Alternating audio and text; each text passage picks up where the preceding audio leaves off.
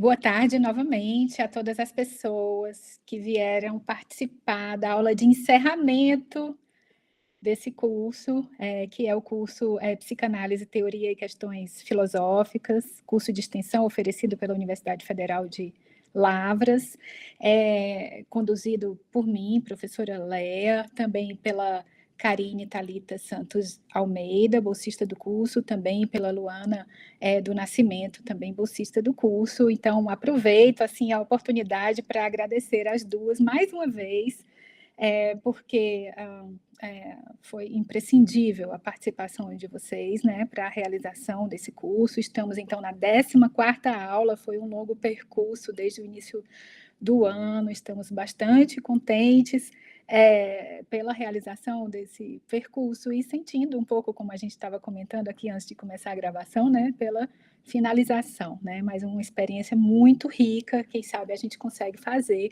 uma outra edição do curso, né, para adiante, um pouco mais para frente. E hoje temos a grande alegria de receber aqui, né, para contribuir com o nosso curso, com as nossas reflexões, a professora Priscila Santos de Souza, que vai nos apresentar mais uma aula com o tema Psicanálise contra o Racismo. Eu quero fazer uma breve apresentação da Priscila, para passar a palavra para ela.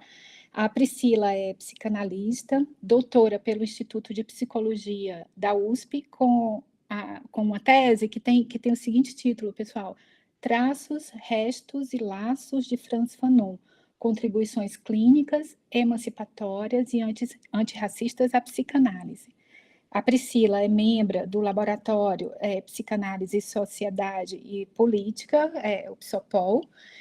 O seu mestrado, com o título O Adolescente Lumpenproletarizado na Política Pública de Atendimento em Álcool e Drogas, uma interlocução com a psicanálise, também foi defendido no Instituto de Psicologia da USP. Ela é professora do Instituto Gerard de Psicanálise, militante do movimento de mulheres Olga Benário e da Escola Tamuia de Formação Popular. Priscila tem uma vasta produção e, dentre as suas publicações, eu vou destacar um artigo, uma organização de livro e um capítulo de livro. Então, entre os artigos, eu selecionei o seguinte: Tornar-se Mulher Negra, uma face pública e coletiva do luto, artigo publicado na revista Clínica e Cultura. Priscila foi organizadora do livro Por que a Paz?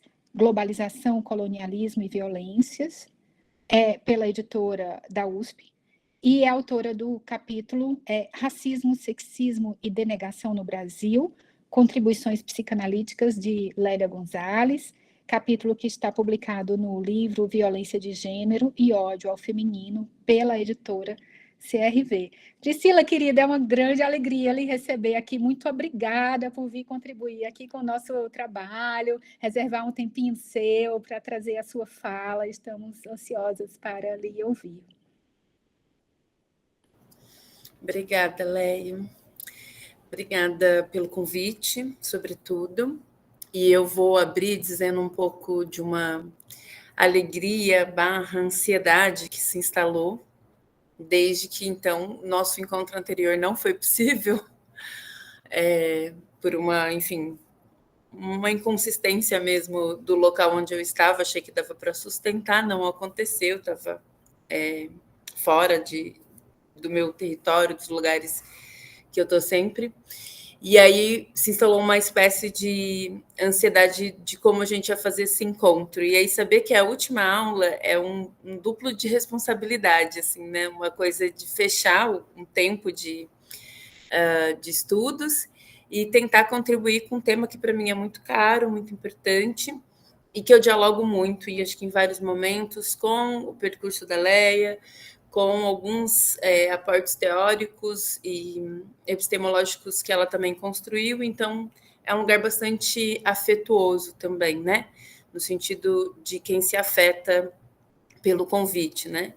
Então, só para, acho que, instalar a nossa conversa nesse local, assim, de dizer para vocês que dos espaços, né, que eu tenho partilhado, sobretudo com pessoas que têm construído esses aportes teóricos, tem sido uma troca muito importante, muito interessante. Então, convido vocês, num primeiro momento, né, a dialogar comigo, né, dentro dessa perspectiva que eu acho que eu vou apresentar, dialogar a partir do percurso que vocês fizeram nesse curso específico de extensão, dialogar também a partir de perspectivas que eu entendo, né, relacionadas às nossas práticas, às nossas posições.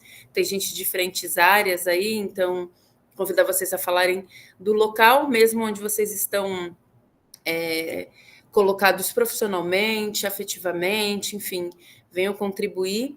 E mais ainda, convidar vocês a permanecer em diálogo com aquilo que a gente for construindo durante o encontro de hoje, ok? Eu preparei um diálogo, né, dentro de um texto, um texto que não tem nada inédito, assim, quem já me escutou falar em outros lugares, assim, não vai ver nada de muita novidade, mas são pontos que para mim são importantes e eu tenho feito inflexões a partir deles dentro do campo psicanalítico, penso. Então, bom, como tem gente de outras áreas, foi boa essa conversa anterior aqui, que eu vi que tem gente de outros campos, né, de conhecimento. Toda pessoa que fica estudando muito, se especializando, fazendo mestrado e doutorado, ela parte para um lugar chamado Caixa da Certeza, que é um lugar que a gente acha que todo mundo está ali na mesma página, falando com os mesmos conceitos, os mesmos nomes para coisa, e evidentemente não, né? E para nossa sorte, não, porque né, os nomes que mudam também vão dando outras perspectivas. O que eu estou dizendo? Se vocês não entenderem ou ficarem em dúvida, né, quiserem, enfim, conversar sobre alguma coisa que eu for falando aqui, né, algum nome que eu der aqui, algum tipo de justificativa ou conceitualização, gostaria que vocês tomassem a palavra ou vocês escrevessem no chat. Se vocês escreverem no chat, eu posso demorar um pouquinho para ver, porque eu vou estar, né, com esse texto aqui do lado e nem sempre eu consigo ver automaticamente o chat. Mas se vocês tomarem a palavra, fica mais fácil. Então, eu vou dar, né, pedir, na verdade, essa liberdade desse encontro que vocês tomem a palavra, ok? Para que a gente possa, né, tentar ficar aí na mesma página deste diálogo, não necessariamente das discussões, né? O que eu pensei, né? Quando ela me convocou para falar desse tema, e às vezes eu me deparo com uma angústia, né? Porque, novamente, quando você vai falando muito de um tema, e eu acabei de defender um doutorado, estou bastante imersa, né? Eu vou me deparando com uma sensação de que eu estou me repetindo muito. Então, é um convite também para que vocês entendam que eu só vou poder me movimentar se vocês se colocarem, se a gente puder dialogar, né? Senão eu fico, né, me repetindo muito. E aí eu vou dialogando com vocês, eu tenho certeza que as questões, as inflexões, os comentários vão me deslocando, tá? E aí eu escolhi falar de racismo, então, um tema que eu venho dialogando muito com vários campos, entre os campos da própria psicanálise, campo da prática clínica, campo da construção de conhecimento, teórica, prática, e também, na minha perspectiva, o que eu faço em alguma medida, e eu gosto de nomear dessa forma, é uma disputa política. E a gente vai poder entender um pouquinho mais do que eu nomeio como disputa política, ok? Bom, eu tentei separar aqui algumas questões relacionadas a como que eu acho que a psicanálise pode ser afetada, ou como alguns autores, e entre eles, sobretudo, aqui eu vou trabalhar com Frantz Fanon e com a Lélia Gonzalez, como que esses autores, essa autora e esse autor podem contribuir significativamente para poder pensar a clínica psicanalítica e a ética nessa clínica. A gente diz muito em psicanálise que digamos assim, a psicanálise não tem conceitos, né? É uma tentativa de defender que a psicanálise não está fechada num tempo histórico, num tempo de conhecimento, que ela não se afiança necessariamente a algo perene, né? Apesar de disputar um conceito científico do que é psicanálise, a gente pode dizer que isso está em disputa de acordo como deveria estar toda a ciência, mas, enfim, isso é um outro debate que eu não vou me aprofundar, mas para dizer que, de alguma forma, a gente reconhece que o que se entende em determinado aspecto teórico dentro da psicanálise, o que se entendeu no século XIX, não se aplicou necessariamente no século XX e não se aplicará no século XXI ou XXII, enfim, que é um movimento que se desloca, né? Isso serve para poder pensar alguns aspectos dessa teoria que tem uma leitura sobre a perspectiva de como um sujeito se constitui, de como nós pensamos o que é de compromisso ético com a psicanálise, que é uma escuta do sofrimento, né, que isso vai mudar de tempos em tempos, né? Então, pelo que se sofre hoje, não necessariamente se sofrerá daqui a 50 anos, né? E não se sofria há 100 anos atrás, né? Há sofrimentos que se repetem, há sofrimentos que foram encarados como patológicos, portanto, doença, né? E que não são mais, enfim, porque existe um certo movimento dentro dessas questões. E há aqueles que, então, preferem chamar a psicanálise de, bom, um espaço onde tem os operadores, né? Os operadores clínicos, enfim, para não trabalhar com essas perspectivas fechadas.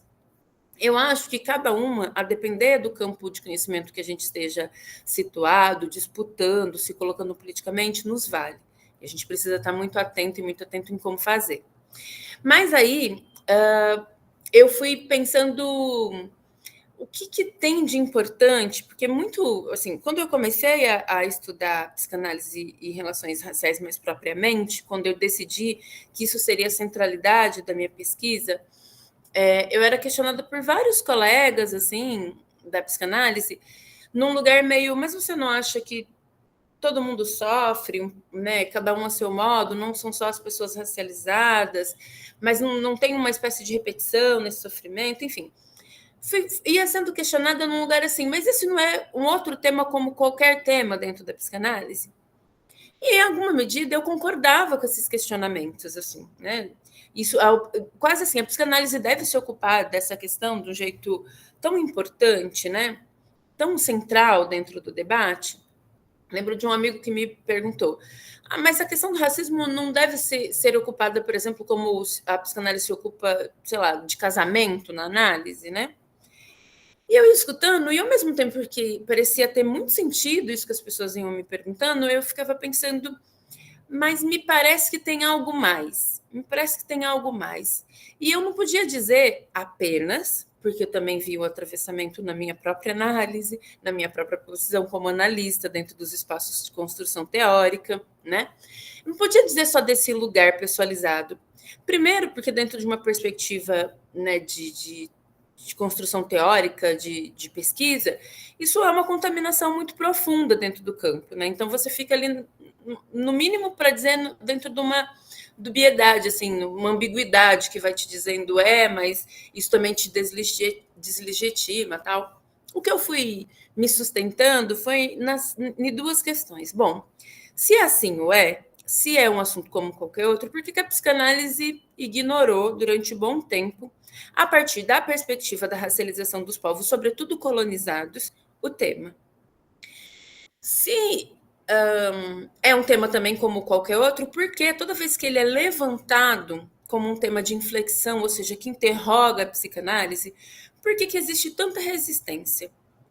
Por que existe tanta evitação e tanta, aí depois a gente vai desenvolver um pouco mais, uma palavra que era negação, como se isso não fosse, né, da ordem da importância. E por último era, na minha clínica, aí numa posição como analista, este tema, justamente por um fator muito importante, que é a transferência que um paciente negro ou negra, né, chegava no meu consultório, isso me interrogava num lugar em que muitas vezes eu não conseguia, para além de alguns pares, aporte nem teórico, né, nem para poder pensar outras questões da minha escuta como analista.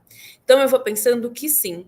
E aí, não é que as inflexões que eu retiro e que eu faço para a psicanálise vai servir para a clínica geral, para todas as pessoas, não. Mas eu penso que essas inflexões que algumas pessoas, dentre elas eu, venho fazendo, ela pode reposicionar a construção teórica, política e, enfim, várias outras, de como a psicanálise, sobretudo no Brasil, que é um país marcadamente racializado, pode escutar, repensar e trabalhar alguns temas, né, que estão, enfim, atravessando o sofrimento da maior parte da população do nosso país. Então, isso para mim, né, se fosse pensar na palavra que não é da ordem da suficiência, mas isso é, para mim, motivo mais que suficiente para sustentar a minha inflexão, tá? Bom, então, como que eu vou interrogar parte, né? Como que eu fui interrogar? Tem um autor, eu vou fazer uma pergunta aqui, não se sintam inibidos ou pressionados, né, por se vocês não souberem, nunca tiverem lido, tá bom? Quem aqui conhece o Frantz Fanon? Levanta a mãozinha na tela ou de alguma forma manifeste-se assim. Quem conhece? 1, 2, 3, 4, 5. Legal. Umas 6, olha, um número muito legal aqui. A gente tem majoritariamente pessoas que já leram, conhecem Frantz Fanon. A outra autora, que era Lélia Gonzalez, eu não vou perguntar muito, porque quem já está próximo da Lélia certamente passou pela Lélia Gonzalez em algum momento. Nem que seja pelo currículo dela, que tem ali vários diálogos, né? Estou dizendo isso porque são... Pode falar, Lélia.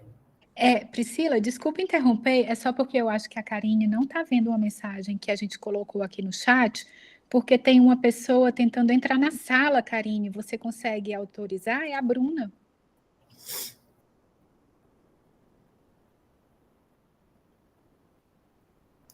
Não sei se Karine me ouviu. Ou Luana? Porque não aparece para mim, para eu autorizar, Eu sabe? estou ouvindo aqui, eu vou mandar um WhatsApp para a Karine, tá bom? Tá bem. Obrigada, Luana.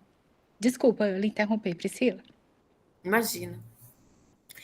Bom, então, eu vou primeiro a Lélia Gonzalez. Hoje vai ser meio difícil, Lélia, tá? A Lélia Gonzalez, se tem algo que tanto Lélia Gonzalez quanto Frantz Fanon fará, é uma espécie de... eles conseguem ler de um jeito bastante importante e original, né, um fenômeno, que é o racismo, a partir da particularidade como ela se dá num determinado território, né, inclusive com as suas nuances. Fanon faz isso quando ele vai pensar como antilhano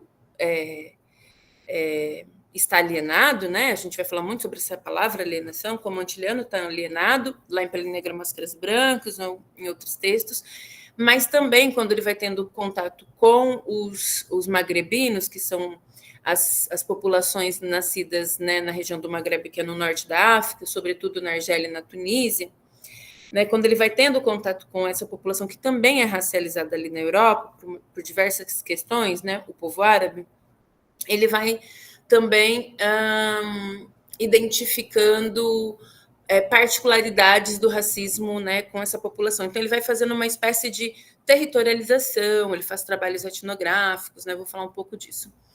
Já a Lélia Gonzalez, ela vai particularizar em 2 momentos que eu acho que são importantes, né? Tentar entender, né, dentro desse modo de colonização também, assim como o Fanon, a racialização vai se dar a partir de um aspecto particular, que é como a colonização ibero-americana, né, dos países hoje chamados, né, Portugal e Espanha, né, tem uma particularização pela relação racializada que se tinha dessa organização lá na Europa, como isso se transmite, né, para a América Latina, que a gente chama, né, e com a presença da diáspora negra, né, tem outra particularidade, e ela consegue ver isso no Brasil e em outros países da América Latina. E eu acho isso importante para mostrar que não se trata de uma espécie de receita para ser aplicada em todo e qualquer país ou perspectiva, mas eles vão fazendo essa particularidade que me é muito importante para poder entender como algo da perspectiva da construção histórica de um país, do tipo de colonização, do tempo de colonização, pensando que a gente tem uma colonização lá em 1500, né, nos primórdios, digamos assim, da expansão colonial marítima, marítima, e tem um genocídio da população autóctone, que a gente chama, né, dos povos originários, dos indígenas nesse período, atualizações desses processos, se a gente pensar, tanto com a diáspora africana e, posteriormente, se a gente pensar ainda hoje, com um massacre, um genocídio que se tem com a população negra e indígena nesses territórios, né? Cada um a seu modo, assim, e o Fanon vai pensar isso, né, de um jeito bastante interessante também, quando ele vai entender nuances, por exemplo, de como, mesmo em África, em vários outros países subsaarianos, né, essa perspectiva de sofrimento ela é vista a partir de uma espécie de camada hierarquizada da sociedade, né? Os argelinos, diante dos olhos dos franceses, eles têm um lugar de reconhecimento diferente, né, dos africanos subsaarianos, né, ou das Antilhas. Estou dizendo isso também para a gente poder pensar que só é possível a gente pensar, né, uma tentativa de poder escutar também o sofrimento ligado a essa historicidade e perspectivas de leituras sociológicas, etnográficas ou antropológicas, se a gente estiver sempre atualizando o território, o tempo histórico, e estes autores com muita... de um jeito muito interessante fizeram, né? E um dos conceitos, digamos assim, que eu vou falar aqui para vocês é um conceito chamado da sociogênese.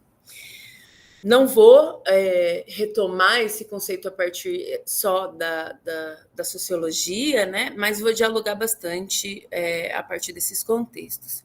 Eu vou fazer uma leitura breve assim, de algumas partes, que eu acho que isso me ajuda a render no texto, para não ficar muito explicativo, né? Então, eu vou falar esse texto a partir de uma série de mancadas, de faltas, né? Que existem na teoria, mas também na clínica, que, na minha perspectiva, vão se inscrever na renúncia dos estudos das relações raciais com a psicanálise. Mas também eu vou pensar esse texto a partir de uma aposta do que a gente tem conversado, tentado pensar a partir de uma perspectiva das religiões de matriz africana, do conceito de encruzilhadas, né? Não sei nem se dá para categorizar encruzilhada como um conceito, mas de algo que me faz uma reflexão super importante, né? Que é poder pensar com as teorias, com as clínicas, com os movimentos, né? No plural mesmo. Como, de alguma forma, a encruzilhada significa ali para Exu, né? Que é justamente um lugar onde existem confusões, mas também existem saídas, existem encantos, né? Onde tem algo que está relacionado à transformação, né? Que, ao mesmo tempo que traz possibilidades de sempre, né, aberturas de caminhos no sentido da construção, não daquilo que está dado, mas daquilo que vai ser construído, né? A gente pode pensar como novo, vai operar num lugar de deformação, né? Que é uma palavra que sempre está ali às voltas com a teoria psicanalítica, né? Mas no sentido de que a gente precisa dizer que há algo da forma, do formato, né? E da norma, que é instituída, que é hegemônica, né? Então, sabendo dessa perspectiva, é que eu acho que eu aponto para esse lugar que a sociogênese pode fazer, né?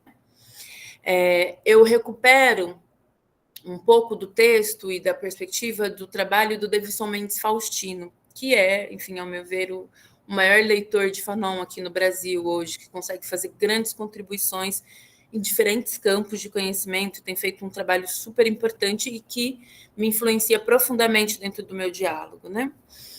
Lá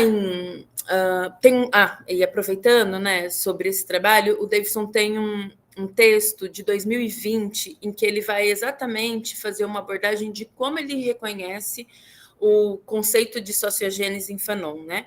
Fanon fala da sociogênese em apenas um momento dentro do livro Pele Negra, Máscaras Brancas, mas ele desenvolve, na minha leitura, na leitura do Davidson, de vários outros autores, ele desenvolve a sociogênese mesmo como um método, né? E não só no trabalho de Pele Negra, Máscaras Brancas, mas ao longo de toda a sua obra a gente pode ver como ele vai ali fazendo uma espécie de tensionamento com aquilo que ele reivindica, né? Já nesse texto, quando ele vai falar da sociogênese, ele está interrogando a própria psicanálise, né? Fanon, ele era psiquiatra, eu acho importante dizer isso. Há várias pessoas que reivindicam Fanon como psicanalista. Eu sou bastante... Só um minuto.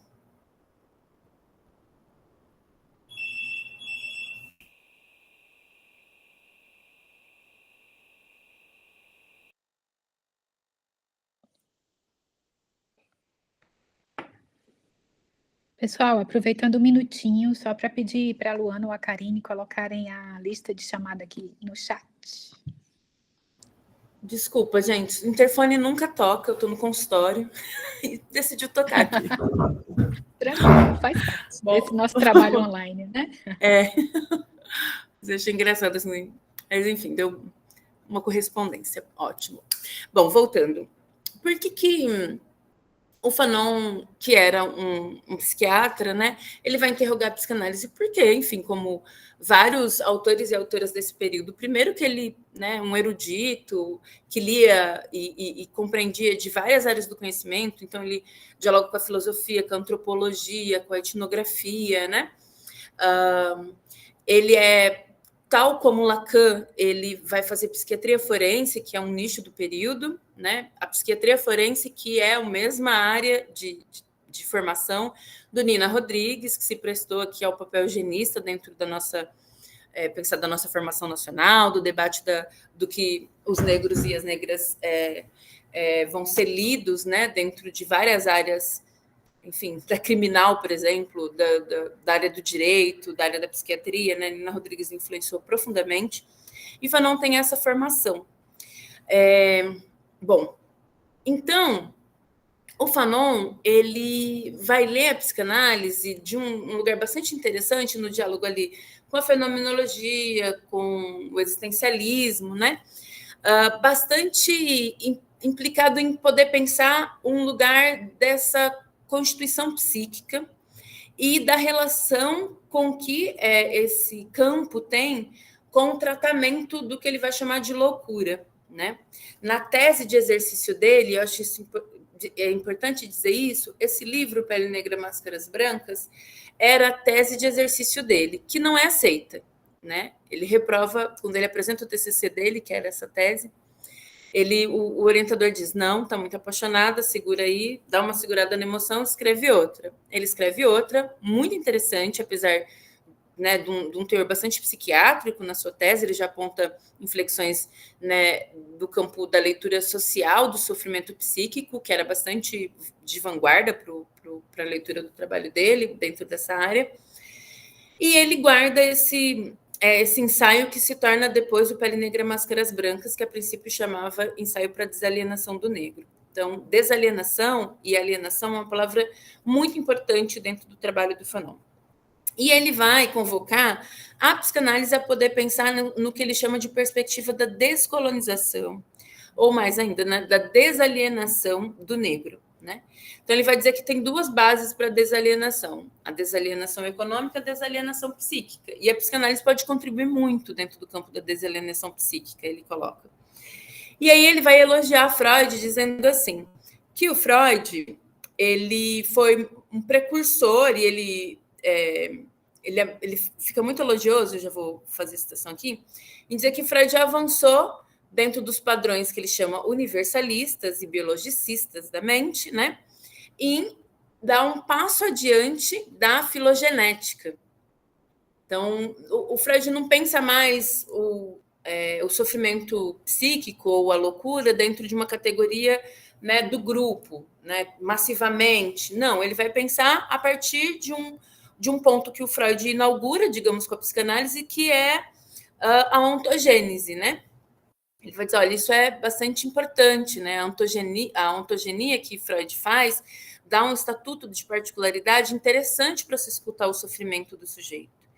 Porém, ele vai reivindicar que a sociogenia é um passo adiante. Ele vai falar, mas a gente precisa ir adiante, a gente precisa, então, do sociodiagnóstico, né? E aí é importante porque quando eu escutei numa primeira vez sobre a sociogenia e fui pensando, eu falei, bom, tá aí, então, é isso. Então, a gente tem que, né, dar um fim nessa ontogênese freudiana que tenta, talvez, fazer um particular que também pensa universal e tal. E a gente tem que ir para a sociogenia, e com o tempo estudando, eu vou me dando conta que não é que Fanon abandona a ontogênese, né? A ontogenia. O que ele faz é aprofundar essa perspectiva em poder pensar um outro campo. Até porque o Fanon não abandona nem a filogenia, nem a sociogenia, ele contribui a partir, né? Nem a filogenia, nem a ontogenia, ele contribui com a sociogenia. Então, ele vai exatamente fazer uma espécie de contribuição de um novo olhar, né, para poder pensar o sofrimento psíquico, que eu acho bastante interessante. E aí ele vai dizer assim: veremos que a alienação do negro não é apenas uma questão individual. Ao lado da filogenia e da ontogenia, há a sociogenia. Continua. Digamos que o que pretendemos aqui é estabelecer um sócio-diagnóstico. É pelo homem que a sociedade chega ao ser. O prognóstico está nas mãos daqueles que quiserem sacudir as raízes contaminadas do edifício, né?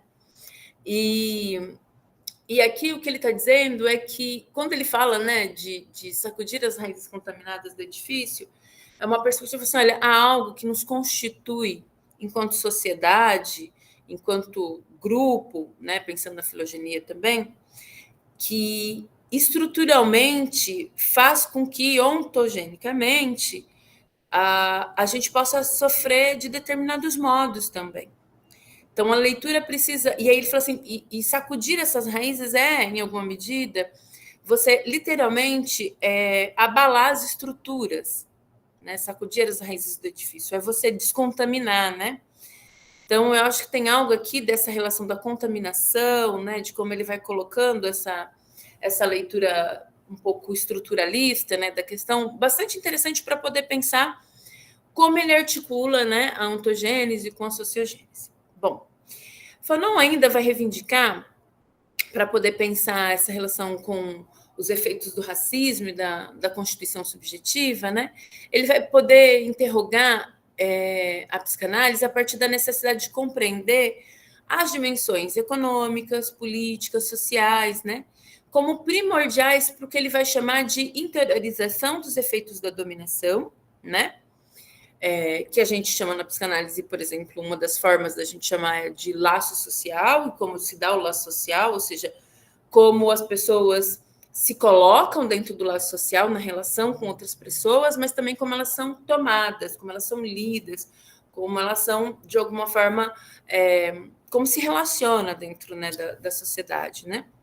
E também, dentro de um aspecto que ele vai dizendo que há algo que antecipa esse encontro, né? No caso da racialização, que é a epidermilização do sofrimento, né? Isso para as pessoas que são atravessadas pelo sofrimento, né, por conta da racialização, mas também por aquelas que não são atravessadas de forma direta, como as pessoas racializadas, mas que vão perder, sim, parte da sua humanidade a partir dessa posição, né, dessa marca da diferença, que é uma marca da desumanização. A gente vai falar um pouquinho mais, né? E ele vai dizer que isso tem implicações traumáticas na subjetividade, né? Ele vai dizer que esses efeitos, eles até são inteligíveis, né? Se a gente pegar determinações históricas concretas, né? Então, desde a modernidade capitalista, o que é o racismo, a gente consegue entender, né, o que é essa objetificação humana a partir dessa relação da necessidade de acumulação de capital, a partir, né, da desumanização de algumas pessoas, da venda destes corpos, de literalmente fazer com que essa pessoa fosse escravizada e não tivesse nenhum tipo de ganho, para que houvesse, enfim, acumulação de outro grupo, né? Então, tem algo ali dessa particularidade que é possível, né, tornar inteligível, consciente, digamos assim.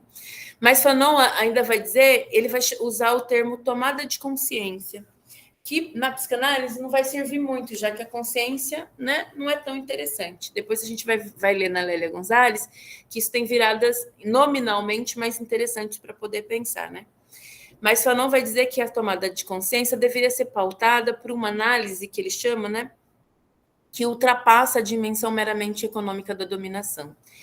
Então, Para as pessoas interessadas aí no marxismo, que é o meu caso também, né, ele faz uma crítica muito interessante em dizer, olha, também não basta fazer uma análise histórica que leve em consideração apenas as questões da dominação econômica. Isso não vai trazer respostas efetivamente da desalienação, né, que é material e econômica, mas também é psíquica, né?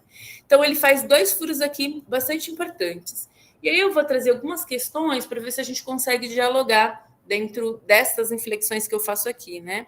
Que são, no caso do Fanon, para quem leu, né, fica o convite, quais são as inflexões que o Fanon faz para a prática clínica psicanalítica? Porque eu penso que o Fanon ele foi profundamente visitado e lido numa perspectiva política. Muita gente conhece o Fanon pelas contribuições políticas. Há uma tentativa, ao meu ver, bastante equivocada, de fazer uma separação entre os trabalhos clínicos e os trabalhos teóricos políticos do Fanon. Eu entendo a partir do ponto de vista de que lugar o Fanon ocupava discursivamente quando escreveu um determinado texto, por exemplo, como Racismo e Cultura, que é um texto que ele está escrevendo, um texto brilhante na minha leitura, brilhante no sentido para as contribuições para o campo da racialidade, não é nenhuma novidade exatamente, né? Mas que ele vai fazer questionamento sobre como o racismo opera, né, o racismo cultural, depois de um racismo biologicista, né? Então, não existe mais racismo biológico, né? Não, a gente já derrubou a tese de que existiam raças superiores do que a outra na biologia. Mas isso continua operando na dimensão cultural, inclusive dentro dos saberes. Ele vai dar o exemplo da antropologia, por exemplo. Por que Fanon está num congresso de intelectuais negros e negras falando disso, né? Porque ele sabe que também entre as pessoas negras há posições ideologicamente alinhadas com essa perspectiva colonialista. Então ele está em disputa, né, também dentro desse campo. E aí, apesar de ser um texto profundamente político, ele tem uma escuta profundamente clínica de como essas questões atravessam as pessoas, os humanos, mas também a liderança, a elite intelectual, né? Então, na minha perspectiva, ele tem uma posição, uma intervenção clínica, muitas vezes. Então, é possível fazer essa espécie de posicionamento ético, clínico, político, epistemológico, teórico, dentro da obra do Fanon, né? Então, fazer essa divisão, eu acho que interessa a quem quer dividir o Fanon, assim, entender que a clínica ela é uma clínica... a palavra que me vem, nem sei se é a melhor, né? Higienizada. Uma clínica, né, que não pode estar contaminada pela política. E que eu defendo, na verdade, é que a clínica ela é profundamente atravessada e, portanto, contaminada, no sentido de que há traços em todos os lugares, né, da política. Então, essa é a primeira inflexão que eu acho que é importante. A segunda seria quais contribuições a perspectiva da sociogênese em Fanon oferece para a reconfiguração da categoria sofrimento na psicanálise. Sobretudo, um modelo de sofrimento que eu trabalho a partir das contribuições da Miriam Debier Rosa, que é o sofrimento sociopolítico, né? A psicanálise vai falar de mal-estar na cultura, na civilização, né?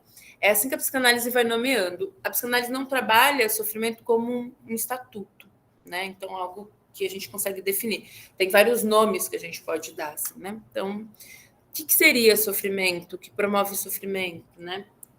O LATESFIP, que é um laboratório de teoria social dentro da filosofia, que também teoria crítica, que trabalha com a filosofia e com a psicanálise, eles vão teorizar algo que é bastante importante, que não é, enfim, eles trabalham aqui, mas em vários lugares essa perspectiva já existe, que é poder entender o sofrimento, e aí o sofrimento psíquico, ou sofrimento de maneira geral, mas também o sofrimento psíquico, através de uma espécie de especificidade que o sofrimento tem dentro do neoliberalismo. Entender que o modo de organização social, ele atravessa o sujeito e como se sofre em 2024, num modelo de sistema neoliberal que tem, sei lá, influência das redes sociais, né, da tecnologia de um determinado modo. Então, isso para dar um exemplo de como a gente pode pensar o sofrimento a partir desses posicionamentos, como eu falei no início e fim do nosso encontro, né? Não se sofre em 2024 necessariamente como se sofria em 1914, né? O Fanon vai ressaltando o quanto o racismo e a racialização, né, que estão implícitos e explícitos na situação colonial, são parte desse processo maior, que é o processo de dominação pela via da violência, né? A violência, que é, na sociologia, reconhecidamente como parteira da história, ou seja, de alguma forma, se a gente for ler o sistema de organização social atual, que é o capitalismo, é a violência que opera para poder fazer a estratificação, né, das classes, para poder fazer uma espécie de precarização de algumas vidas a partir da lógica da diferença sexual, né, de gênero, da sexualidade racial, né? Então, é a violência que mantém esses polos, né? E o Fanon vai dizer, por que é importante, então? Ok, a gente não, mas, enfim, um grupo pode reconhecer que há muita violência, que há, dentro das relações capitalistas, essas violências, que o racismo é uma delas, né? Mas o que ele está tentando dizer? Ele está dizendo assim, olha, mesmo fazendo, às vezes, um reconhecimento maior, o racismo, ele vai dizer assim, não é o todo, mas o elemento mais visível, mais cotidiano, para dizermos tudo, em certos momentos, mais grosseiro de uma estrutura dada, né? Então, ele sabe que não é o racismo que sustenta todo o sistema, mas é intrínseco, né? E o racismo, ele se apresenta, diferente de outras questões, ele se apresenta cotidianamente, né? Ele se apresenta onde o sujeito mora, o que ele come, onde trabalha, que dores no corpo ele sofre advindas dessa relação estrutural. E aí tem outros desdobramentos, né, do racismo cotidiano, né? Como esse sujeito sofre na sua angústia, né? Que é uma interrogação que a psicanálise faz. Ok, em tese, porque não, né, dentro de uma clínica pensando na escuta de pessoas neuróticas, né? Todo mundo deveria se angustiar, né? A psicanálise, inclusive, trabalha às vezes clinicamente para fazer com que o sujeito se implique, se angustie, né? Mas a maneira que cada uma se angustia é diferente, né? E o que tem a ver o racismo cotidiano? O que o Fanon está dizendo é que isso implica no modo com que as pessoas racializadas se angustiam. Então, essa é uma questão. Então, esse laço social, que é um laço hierárquico, né? Ele vai, na sociedade, no livro que o Fanon está lendo, ele vai dizer assim, que tem uma binariedade, que é brancos e negros, racializados, não racializados, né? Colonizado, colonizador, né? Essa relação da análise fanoniana, ela vai ser assumida por uma relação que é bastante empobrecedora na versão dele, né? Que é uma espécie de cristalização, ou, como ele vai dizer, né, de fixidez e essencialismos da identidade. Então, o que ele está dizendo aqui? Que ele não está dizendo que não existe colonizador e colonizado, brancos e pretos, racializados e não racializados. Ele está dizendo que é o sistema que faz isso exatamente para fechar possibilidades de encontros, de humanização, de potencialidades, de superação dessas lógicas. Então, o sistema capitalista, o sistema colonizador, ele precisa criar essas identidades para fechar as pessoas dentro de estruturas cristalizadas e rígidas, para promover lógicas de luta e de opressão social e manutenção do modelo de sociedade, né?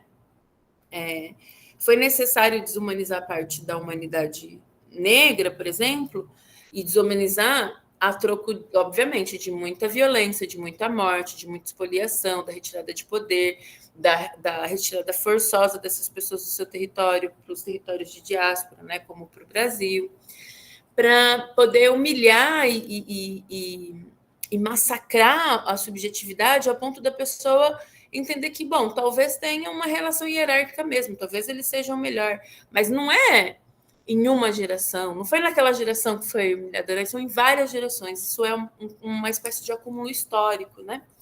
E isso vai criando isso que ele vai chamando de identidade cristalizada, fixa, essencialista, né? Então, essas percepções, elas são dadas, em alguma medida, por essa força das armas, né? Esses polos, essa separação, ela é obrigatória, né? Então, essa ideia de um mundo diverso que não tenha, assim, que as pessoas possam pensar suas diferenças dentro de uma perspectiva de encontrar com uma certa possibilidade de não estranhamento ou não exclusão, porque estranhamento eu acho que sempre vai ter, né? A gente é estranho a gente mesmo, né? Vou falar um pouquinho disso depois. Mas isso não é possível numa sociedade que a todo momento precisa reforçar essas identidades para manter os polos, para manter a tensão, para manter o medo, para manter a desumanização de um grupo para humanizar outro, né? Então, não vai dizer que isso se dá para pensar essa...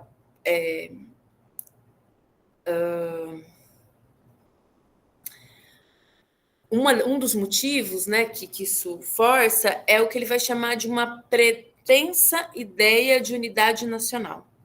E esse é um tema bastante complexo, porque o que, na verdade, por exemplo, depois, lá na Argélia, na luta de independência, o que se tem lá é uma luta de construção de unidade nacional, certo? Eles estão tentando a independência, né?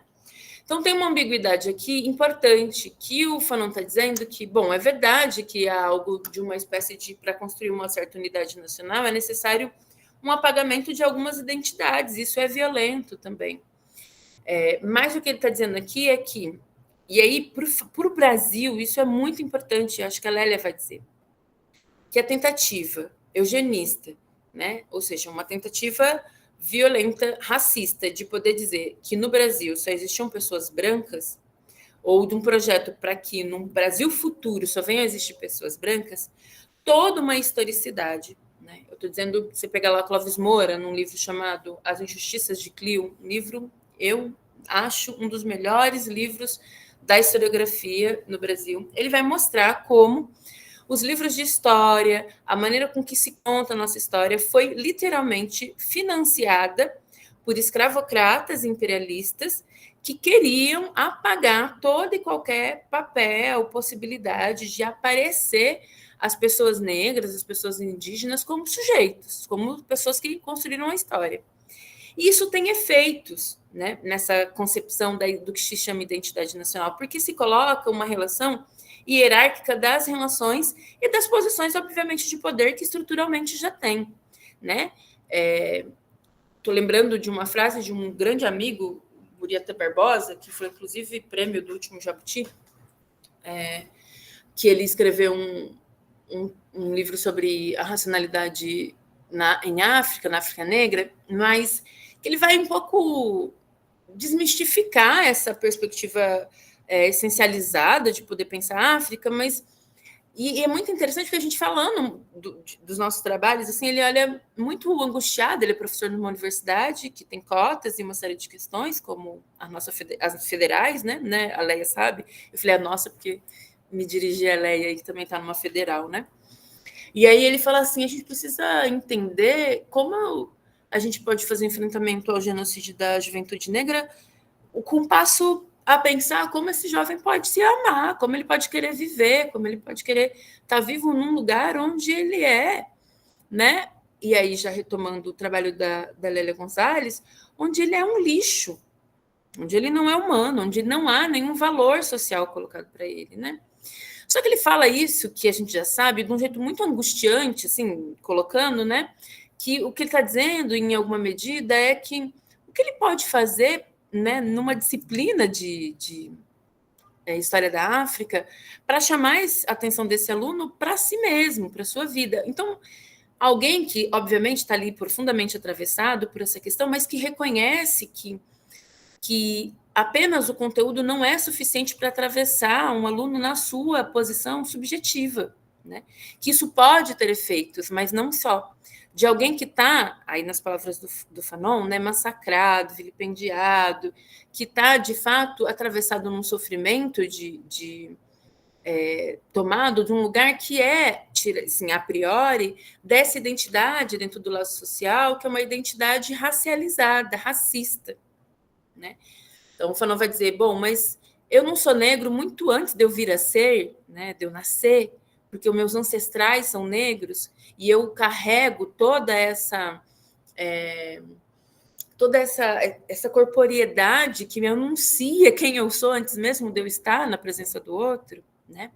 Isso não é pouca coisa. E dentro da psicanálise, ainda que isso esteja colocado, isso não está, em alguma medida, implicado a ponto de entender que subjetividade é essa, ou que constituição é essa que é atravessada por esse racismo, que marca num espelho torto, todo espelho é torto, de acordo com Lacan, mas assim, numa relação de espelhagem que desautoriza a humanidade. O próprio Fanon chamou atenção. A Isildinha Batista, Isildinha Nogueira, ela vai tentar trabalhar algumas perspectivas de como ela escutou essas questões clínicas e vai abordar também dentro de uma perspectiva teórica, junto à psicanálise, dentro do livro Acordo Inconsciente, pensando nos atravessamentos da racialização nessa relação especular, nessa relação que é tomada exatamente por um corpo que é negro, que é, sim, atravessado por uma perspectiva, seja da analista, do analisando, né, enfim. Ela vai trazer aí contribuições muito interessantes para poder pensar esse corpo, né? Porque durante muitas vezes, enfim, a sexualidade foi tomada num lugar de questão na psicanálise, o gênero, né? Mas a racialização nestes termos, né? Penso eu que não foi. Então, essas contribuições acho que são importantes, né? Essa perspectiva fanoniana contribui também para uma posição um tanto disfarçada da necessidade de poder pensar que isso está implicado na posição de legitimação ou necessidade de fazer de um determinado outro o que o Fanon vai dizer assim, bom, para existir, o Manoni vai dialogar com uma perspectiva da colonização, dizendo que os negros tinham uma propensão a serem colonizados e que os brancos tinham uma propensão à dominação. E ele vai fazer uma análise bem bizarra, assim, e o Fanon vai questionar bastante. E ele vai dizer, bom, se o negro tem uma espécie de propensão à inferioridade, o branco está fechado numa identidade que é uma neurose de superioridade. Ele está dizendo assim, olha, as duas posições são alienadas e são absurdas, né? As duas posições são desumanizadas, né? Você não é superior, cara pálida, né? Alguém fez essa alusão, né? Então, o que o Fanon está chamando a atenção é para os efeitos dessa mistificação, desse essencialismo que a racialidade faz, que é, na verdade, a negação da humanidade em sua mais... na sua posição radical, né? E que nos territórios colonizados e ocupados, ele vai dizer que todas e todos são responsáveis. E aí eu acho interessante, né? Ele vai dizer, olha, o problema da racialização não são das pessoas negras, como se costuma a fazer. Né? Então, é você quem vai lutar, é você quem vai... Ok, mas isso está acontecendo já, né? Ele implica as pessoas brancas em dizer, olha, é um problema seu. Você está perdendo a sua humanidade também. Você também está alienado nessa posição dessa neurose de superioridade. Não está fazendo favor nenhum para mim você discutir racialização. Né? Está se implicando aí naquilo que te desumaniza também. E aí ele vai dizer assim, sim, a civilização europeia, com quem ele dialogava, entendendo que era uma colônia da França, né? A Martinica, vai dizer, sim, a civilização europeia e seus representantes mais qualificados são responsáveis pelo racismo colonial. Né? Então, ele está colocando, literalmente, olha, intelectuais, vocês aí, né, que às vezes até têm um olhar interessante, né, para essa questão, vocês também são responsáveis, né? Então, o que ele vai fazer inflexão para além dessa posição, que ele vai chamar de que o racismo e essas racializações vai colocar, claro, as pessoas negras num campo de esterilidade, né, ou seja, de uma dificuldade em poder se produzir como humanidade também, né? Ele vai dizer que isso vai interrogar, aí ele vai interrogar o Freud, vai interrogar a psicanálise, vai interrogar vários outros campos do saber também, a partir dessa categoria da sociogênese, quando ele também interroga a loucura.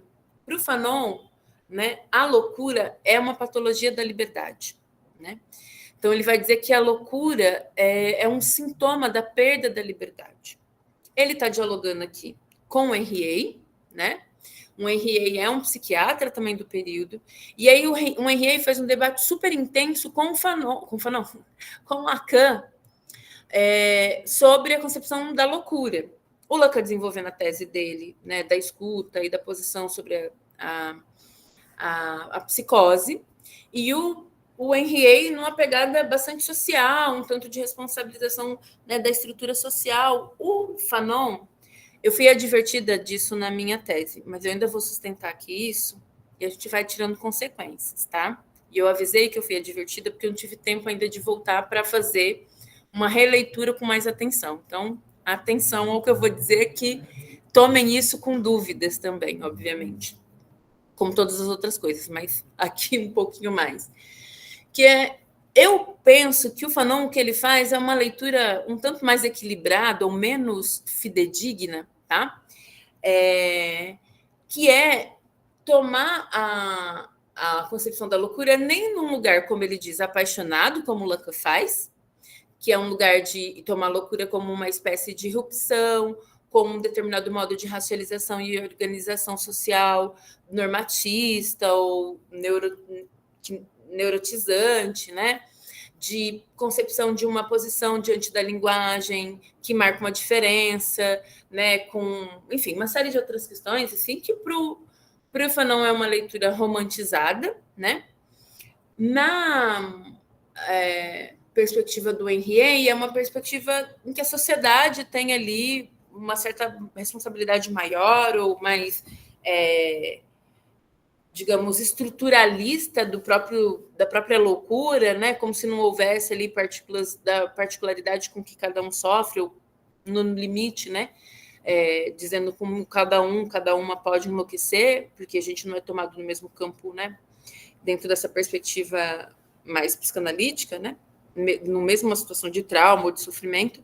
E, para mim, o que o Fanon vai tentar ver é, dentro de uma certa discursividade de sofrimento, o que tem de aspectos sociais, né?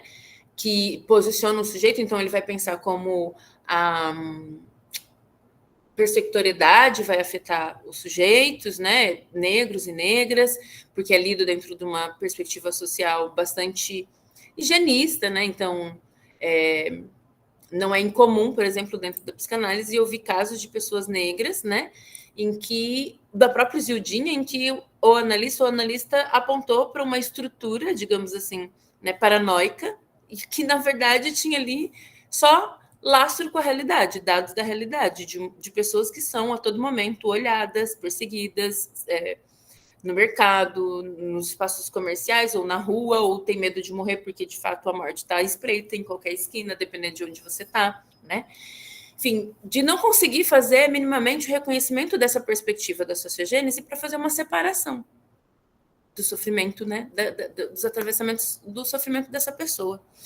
Então, que, na minha opinião, e aí que eu estou advertida e preciso pensar talvez com um pouquinho mais de cuidado, que, na minha leitura, Fanon nem concorda com Lacan e nem com Henriet. Ele vai construir uma espécie de dentro e fora ali com ambos, né? Bebendo um pouco da teoria de ambos para poder pensar o que seria, então, essa loucura que denuncia a ausência da liberdade, que é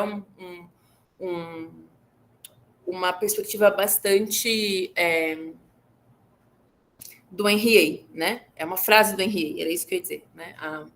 A loucura é a perda da liberdade, né? Eu acho que o Fanon traz um pouquinho mais de consequências, né? Uma escuta clínica para algumas particularidades.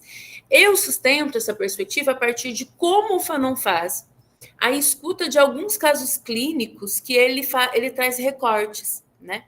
Tanto no livro dele, tanto num texto que é o primeiro texto mais conhecido dele, que é a síndrome do norte-africano, onde ele vai mostrar como os amigos dele, psiquiatras, já tinham um diagnóstico para os norte-africanos, para os magrebinos, antes mesmo de consultá-los, por uma posição profundamente racializada. Então, a diagnóstica de saída já estava bem dada, né, estereotipadamente, e por conta de atravessamentos racistas, e isso ele vai constatar tanto em como os encaminhamentos dos sofrimentos dos magrebinos vão sendo colocados, mas também pela perspectiva, né, do sofrimento que não era escutado, digamos assim, pelos parceiros dele, psiquiatras, né? Deixa eu só fazer uma perguntinha. A aula vai até às 18? Não, Priscila.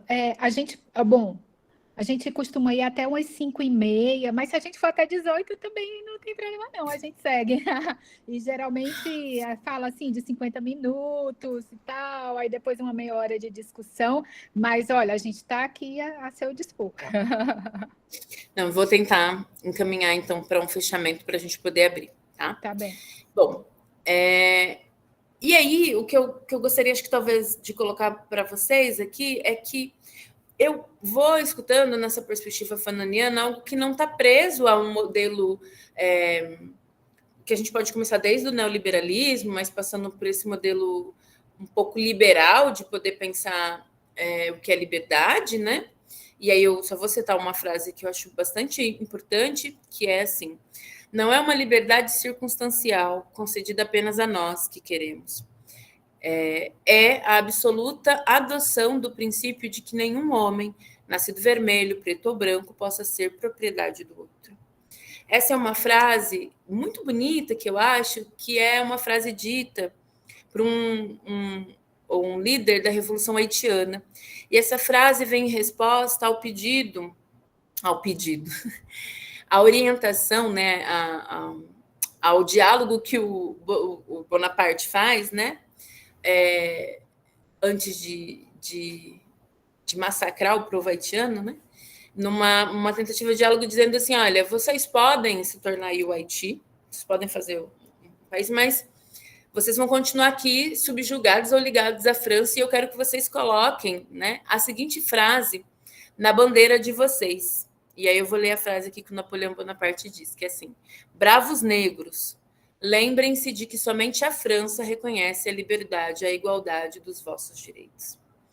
E eu acho, primeiro, né, reconhecendo aí a importância da Revolução Haitiana nessa perspectiva, que vai ser depois por Fanon, né, um grande debate, ele vai fazer uma releitura da teoria do reconhecimento hegeliana, muito importante na minha perspectiva, trazendo uma espécie de consequência radical para essa construção da universalidade, né, proposta. Mas eu acho que só para a gente poder pensar que essa liberdade ela coloca em xeque uma posição de estratificação social. E eu vou fazer uma perspectiva de crítica à psicanálise no sentido de que esse universalismo também, que a própria psicanálise critica, ela padece quando ela não consegue considerar essa perspectiva de particularidade de alguns estudos, sobretudo pensando, e aí, ok, nós somos um país que é racializado, que a maior parte da população é negra, mas a França é um dos países que mais colonizou, que mais quis dar o nome de França para vários territórios ocupados, onde essa desigualdade estava colocada e está até hoje nessa posição colonial, né? A Martinique está literalmente em ebulição neste momento histórico contra a França. Então isso não acabou, isso está atualizado.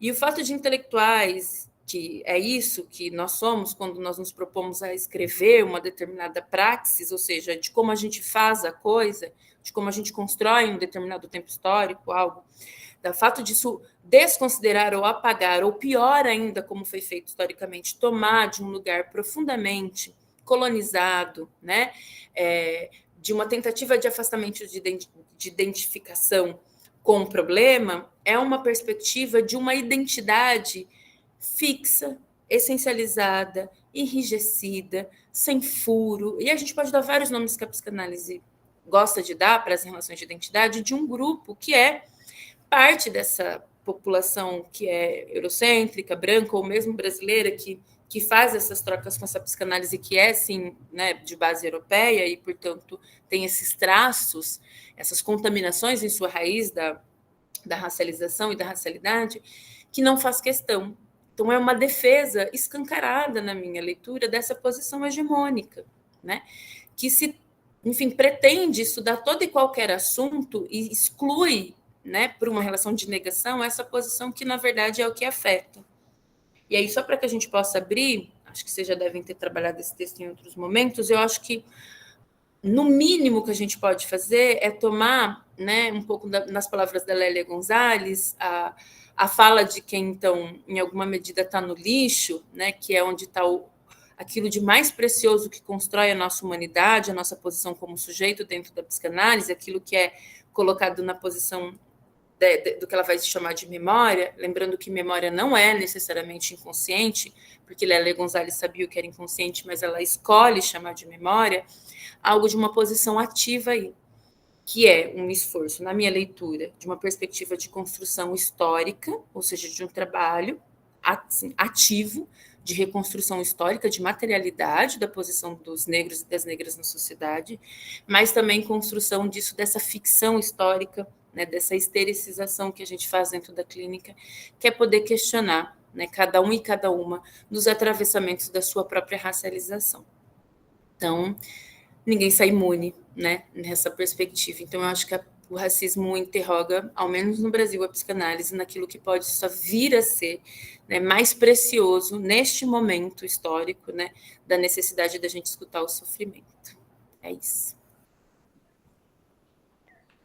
Muito obrigada, professora Priscila. Que baita aula, que aula maravilhosa, né? Essa aula de encerramento do nosso curso, com a qual você nos brinda. Muito, muito feliz em ouvir a sua fala tão instigante. Pessoal, então eu vou pedir a Karine, por favor, para ela interromper a gravação, para a gente poder conversar um pouco. Pode ser, Karine?